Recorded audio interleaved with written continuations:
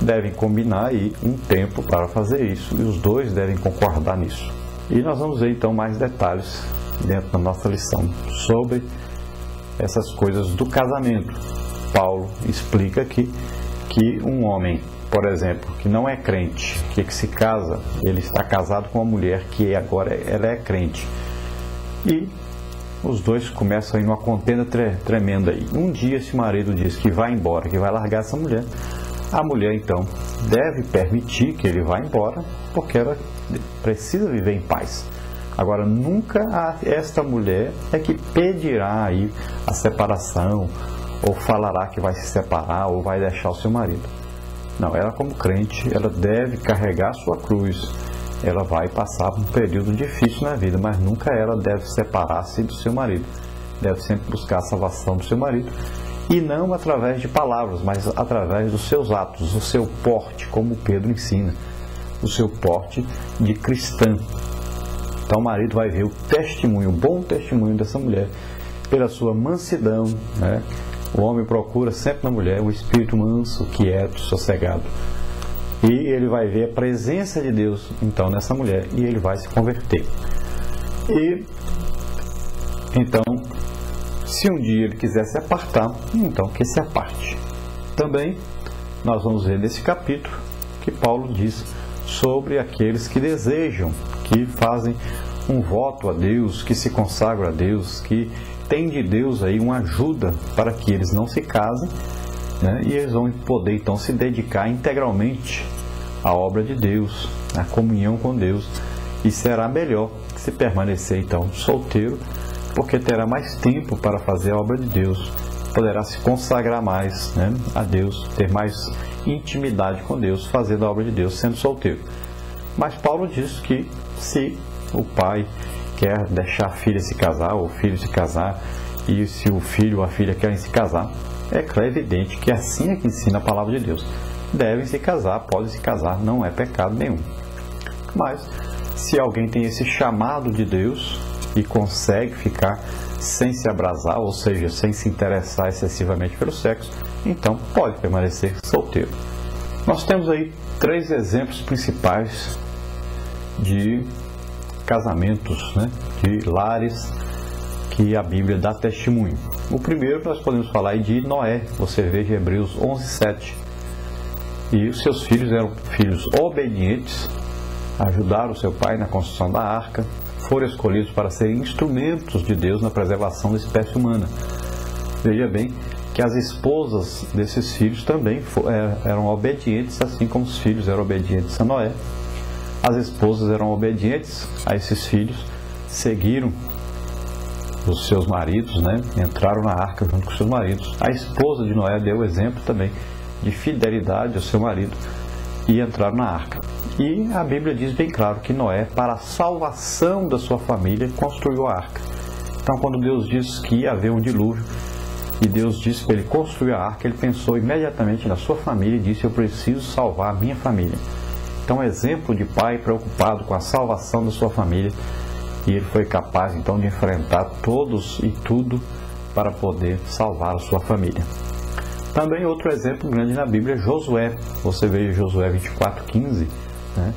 Ele diz: eu e minha casa serviremos ao Senhor. Escolheu para si e sua família então a ordem, né, na sua casa, deixar a idolatria, servir a Deus de todo o coração, de todo o entendimento.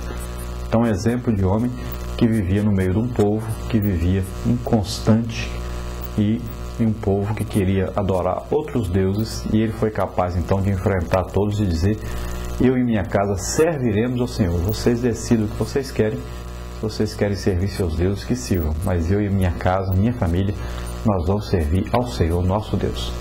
Então, um exemplo de fidelidade a Deus diante de uma sociedade pervertida. E no outro exemplo nós temos aí Filipe, um outro exemplo. Em Atos dos Apóstolos 21, 8 e 9, nós vemos aí o exemplo de Filipe. Filipe, que havia sido diácono, escolhido para ser diácono em Jerusalém. E agora, em Atos dos Apóstolos, capítulo 21, nós encontramos o Filipe aí, um profeta de Deus, um evangelista de Deus. Então ele passou de diácono a evangelista, progrediu na obra de Deus. E ele tinha agora 4 filhas que profetizavam e que eram donzelas, eram virgens, mostrando aí como a educação no lar é importante. Veja que maravilha, uma família cristã avivada e que possuía aí dons do Espírito Santo, que eram pessoas usadas por Deus tremendamente. Então a família toda que estava na obra de Deus, envolvida na obra de Deus e tinha íntima comunhão com Deus, a família de Filipe. Um exemplo de família pentecostal, uma família realmente bíblica, uma família neotestamentária. Glória a Deus. E daí nós podemos depreender o quão importante é um culto doméstico. É a família se reunir para ler a Bíblia, estudar a palavra de Deus e assim conhecer cada dia mais, prosseguir na graça e no conhecimento de Deus. Nós podemos ver aí um exemplo que você pode fazer, ler a revista, né? Você vai lendo os tópicos aí, vai na hora do almoço, por exemplo, ou na hora de deitar, ou na hora de levantar. Em algum momento você reúne a família e vai estudando a palavra de Deus, vai lendo, pode cantar um corinho aí, né? E fazer uma oração. Isso é muito importante para a família. Nós vamos passar agora pelo nosso questionário, procurando com este questionário passar dentro de cada tópico da nossa lição. Então vamos ver que começa aí o questionário com a primeira pergunta, que é para completar. Venerado seja entre todos o matrimônio e o leito sem mácula. Porém, aos que se prostituem, aos que se dão à prostituição e aos adúlteros, Deus os julgará. Então veja bem que aí a palavra de Deus chamando a atenção para o juízo de Deus sobre aqueles que se dão à prostituição, ao adultério, tanto aqueles que praticam o ato sexual fora do casamento, aí chamados aí da prostituição, e aqueles também que traem os seus cônjuges, né, que cometem o adultério. Então, tanto um como o outro, aí está dizendo que o juízo de Deus vem sobre eles, porque é muito importante, é venerado, né? Aí o matrimônio, o leito sem mácula, é muito bonito aí um casamento onde não existe aí a traição, é um casamento onde os dois casaram-se também virgens, são fiéis um ao outro, é lindo e também isso trará grandes frutos, será um lar de união, de amor e onde Deus reina realmente.